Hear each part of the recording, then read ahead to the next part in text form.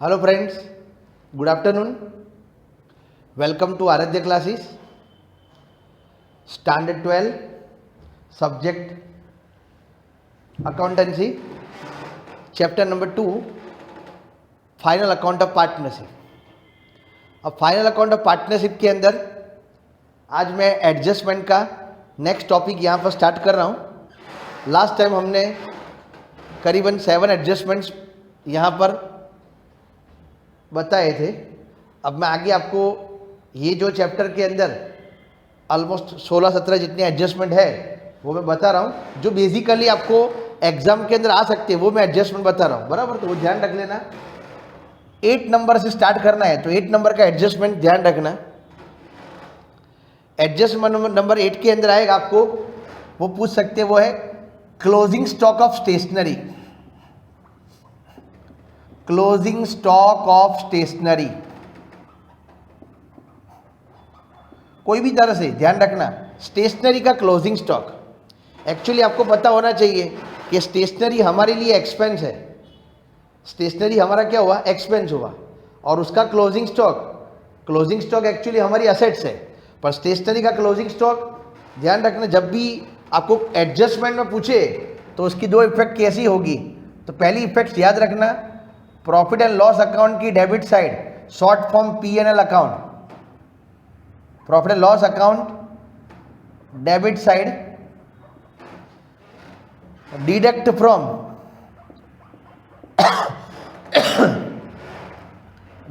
From stationery expense. Profit and loss account की debit side, deduct from stationery expense. Stationery expense में से याद रखना क्या माइनस करना है, deduct from stationery expense. Closing stock of stationery compulsory, profit and loss account की debit side, deduct from stationery expense, वो माइनस करने का. और दूसरी इफेक्ट बैलेंस शीट में कहाँ पर आएगा, closing stock of stationery balance sheet में आएगा असेट साइड. ये हुआ एडजस्टमेंट नंबर 8, बराबर. ये ध्यान रखना, कोई भी अगर ओपनिंग स्टॉक होता तो प्लस करने का, क्लोजिंग स्टॉक हो तो माइनस करने का, बराबर. फिर adjustment number 9, goods stolen and insurance company has accepted claim.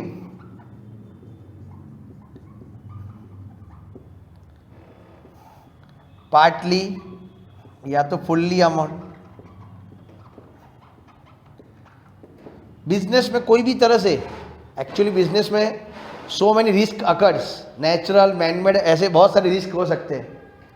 Goods stolen हो गया, या तो गुड्स डिस्ट्रॉयड बाय फायर, या तो कोई भी तरह से गुड्स बिजनेस में जाता है, नुकसान हो रहा है, हमने वो गुड्स का इंश्योरेंस कवर करा हुआ है.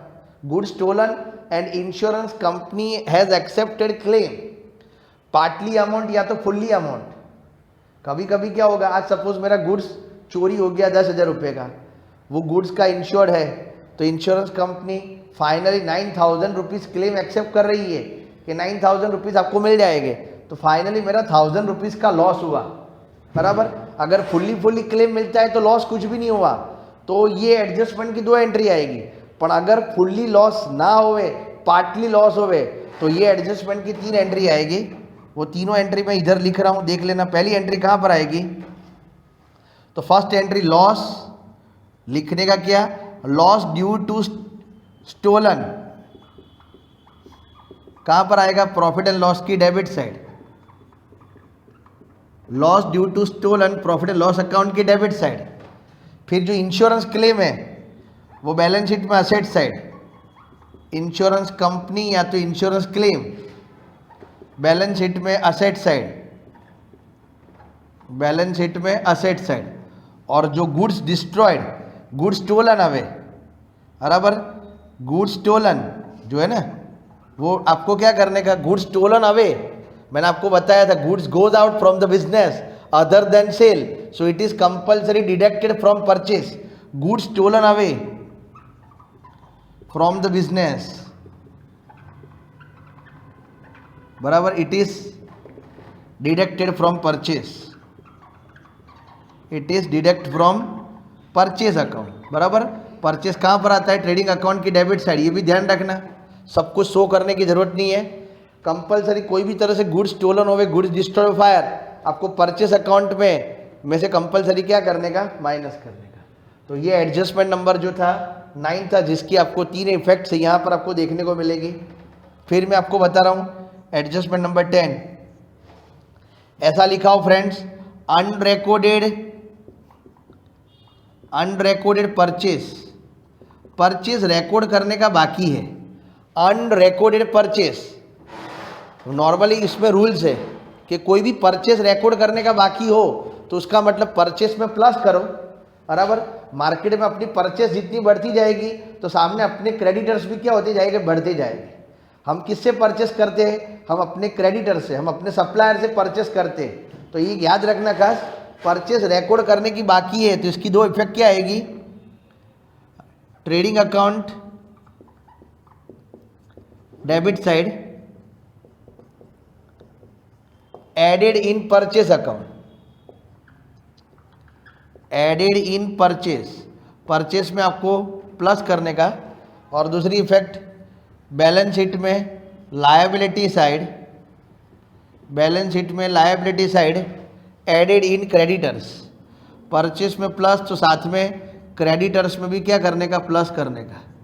अपनी लायबिलिटी, क्रेडिटर्स अपनी लायबिलिटी हुई, मतलब पेमेंट चुकाने का बाकी है। बराबर, तो ये एडजस्टमेंट नंबर 10 हुआ। Same like adjustment number 11 unrecorded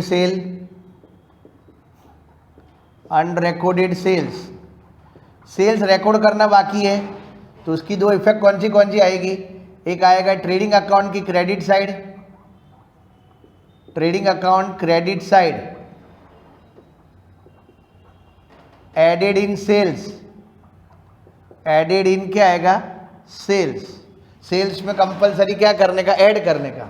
और दूसरी इफेक्ट बैलेंस शीट में asset side added in debtors, added in क्या आएगा? डेटर्स। सेल्स जितना बढ़ता है उतने सामने अपने डेटर्स भी क्या होते रहते? बढ़ते। डेटर मतलब कस्टमर। बराबर, जितना सेल्स बढ़ेगा तो सामने कस्टमर से उतना पैसा लेने का भी बाकी होगा, मतलब उतने डेटर्स भी क्या होते जाएंगे? प्लस होते जाएंगे। ओके, फिर 12 नंबर एडजस्टमेंट, ये भी ध्यान रखना, unrecorded purchase return, unrecorded purchase return record करने का बाकी है। परचेज रिटर्न रिकॉर्ड करने का बाकी है। अब इफेक्ट आपको पता ही है कि परचेज रिटर्न हो, अगर ट्रायल बैलेंस में परचेज रिटर्न हो तो हम क्या करते हैं? परचेस में से परचेज रिटर्न ट्रेडिंग अकाउंट की डेबिट साइड माइनस करते हैं। पर अगर एडजस्टमेंट के अंदर परचेज रिटर्न के बारे में कोई भी एडजस्टमेंट हो, अनरिकॉर्डेड या तो रॉन्गली रिकॉर्डेड, कुछ भी हो, तो इफेक्ट ध्यान रखना, अगर अनरिकॉर्डेड परचेज रिटर्न हो तो परचेज रिटर्न में प्लस करने का, और रॉन्गली रिकॉर्डेड परचेज रिटर्न हो तो परचेज रिटर्न में से माइनस करने का। बराबर, पर अपने को क्या, परचेज रिटर्न और सेल्स रिटर्न की एंट्री परचेज रिटर्न में इफेक्ट आपको बताने की जरूरत नहीं है, ये ध्यान रखना। परचेज रिटर्न में रिकॉर्ड करने का बाकी है तो उसका मतलब क्या हुआ? परचेज रिटर्न में प्लस करो। अनरिकॉर्डेड का मतलब परचेज रिटर्न में प्लस करो तो परचेज में क्या करो? माइनस करो, क्योंकि परचेज में से परचेज रिटर्न माइनस होता है, इसकी वजह से। बराबर, परचेज रिटर्न में प्लस करते हो तो परचेज में से क्या करो? माइनस करो। तो इफेक्ट ध्यान रखना, trading account debit side deduct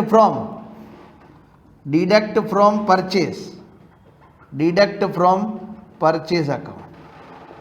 और दूसरी इफेक्ट यहाँ पर आएगी, वो है बैलेंस शीट में लायबिलिटी साइड, बराबर, deduct from creditors. Deduct from क्या आएगा? Creditors account. ये एडजस्टमेंट नंबर हुआ 12 नंबर का एडजस्टमेंट, अनरिकॉर्डेड परचेज रिटर्न। फिर मैं आपको बता रहा हूँ 13 नंबर एडजस्टमेंट, वो है unrecorded sales return. Unrecorded sales return record करने का बाकी है तो उसका मतलब क्या हुआ? सेल्स रिटर्न के अंदर प्लस करो, सेल्स रिटर्न रिकॉर्ड करने का बाकी है तो सेल्स रिटर्न के अंदर प्लस करो, तो सेल्स में क्या करो माइनस। ट्रेडिंग अकाउंट की क्रेडिट साइड,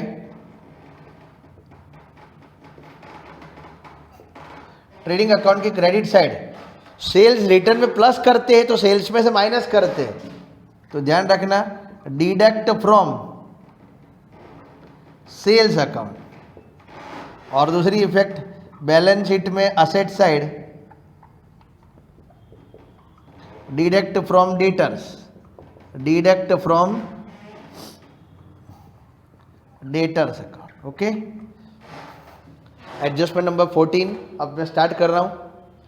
13 कंप्लीट हो गया बराबर, उसके बाद एडजस्टमेंट नंबर 14। ऑलमोस्ट इतने एडजस्टमेंट तो ध्यान में रखने के आपको पूछेंगे। दूसरी की एंट्री लास्ट ध्यान में रखना, goods withdrawn for personal use.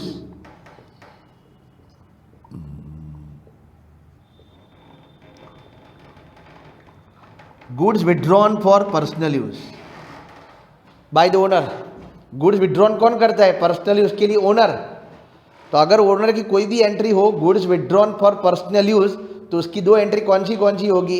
एक याद रखना, सबसे पहली चीज तो एक तो ड्राइंग्स हुआ बराबर, तो पहली इफेक्ट ध्यान रखना पर्सनल यूज के लिए कोई भी गुड्स विड्रॉ करे तो एक ड्राइंग्स के अंदर ऐड करने का, और दूसरी इफेक्ट यहाँ पर ट्रेडिंग अकाउंट की debit side deduct from purchase.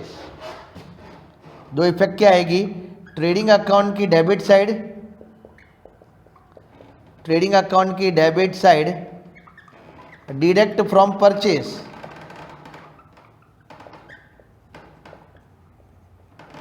Purchase में से compulsory goods withdrawn for personal use minus करने का, और दूसरी इफेक्ट यहां पर आएगी एडेड इन ड्राइंग्स, ड्राइंग्स में प्लस करने का। एडेड इन क्या आएगा? ड्राइंग, ड्राइंग के अंदर क्या करो? प्लस करो। ओके, तो फिलहाल ये 14 एडजस्टमेंट ध्यान रखना। ऐसे तो बहुत सारे एडजस्टमेंट है, लिखना हो तो 50 एडजस्टमेंट हो सकते हैं, पर सारे इतने सारे एडजस्टमेंट आपको यहाँ पर काम के नहीं है। जो आपके सिलेबस के लिए जितने लिए इनफ है उतने बता रहा हूँ बराबर। तो बेसिकली इतने एडजस्टमेंट जो आपको मैंने 14 बता रहा हूँ वो ध्यान रख लेना, उसकी प्रॉपर प्रैक्टिस करना, सारे एडजस्टमेंट अच्छी तरह समझना कि उसकी इफेक्ट्स किस प्रकार से आ रही है। ओके, तो फिर नेक्स्ट टाइम से हम सम की शुरुआत यहाँ पर स्टार्ट कर देंगे। Okay, thank you.